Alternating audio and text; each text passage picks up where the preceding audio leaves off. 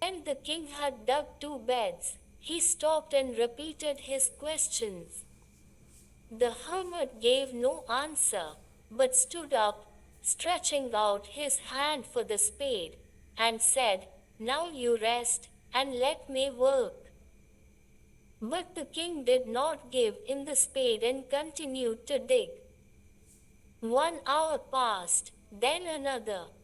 The sun went down behind the trees, and at last the king stuck the spade into the ground and said, "I came to you, wise man, for an answer to my questions. If you can give me no answer, tell me so and I will return home." "Here comes someone running," said the hermit. The king turned round and saw a bearded man running towards them. His hands were pressed against his stomach, from which blood was flowing. When he reached the king, he fainted and fell to the ground. The king and the hermit removed the man's clothing and found a large wound in his stomach.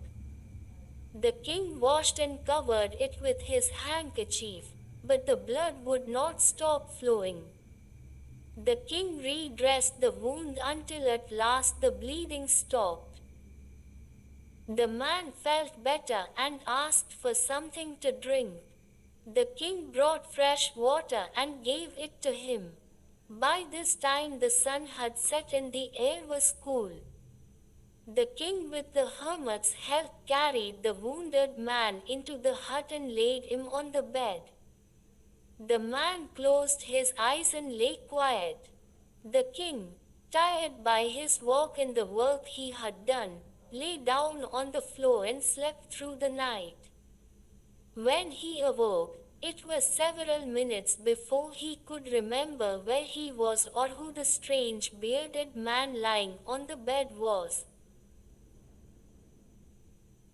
जब राजा ने 2 खोद ली, तो वह रुक गया और अपने प्रश्न दोहराए। साधु ने कोई उत्तर नहीं दिया, बिक खड़ा हो गया, कुदाल के लिए हाथ बढ़ाया और कहा, "अब तुम आराम करो और मुझे काम करने दो।" लेकिन राजा ने उसे कुदाल नहीं दी और खुदाई जारी रखी। 1 घंटा बीता, फिर दूसरा।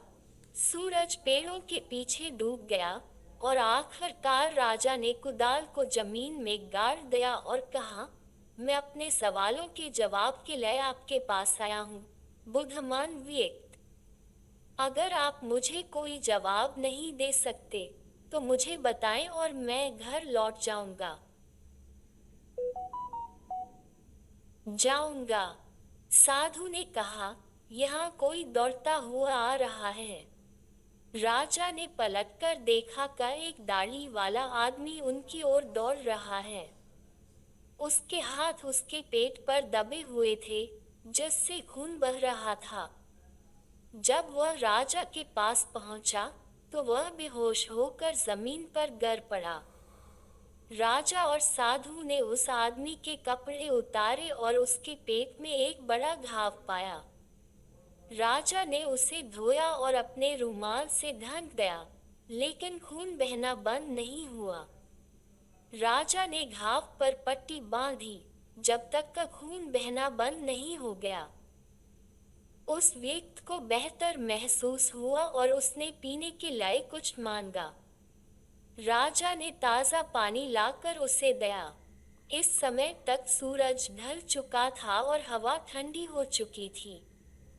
राजा ने साधु की मदद से घायल व्यक्ति को झोपड़ी में ले जाकर बिस्तर पर लेटा दिया।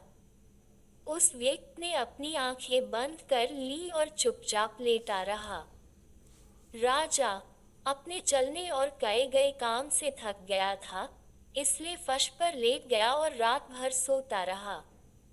जब वह जागा, तो उसे कई मिनट तक याद नहीं रहा कि वह कहाँ था या बिस्तर पर लेटा हुआ अजीब दाढ़ी वाला आदमी कौन था।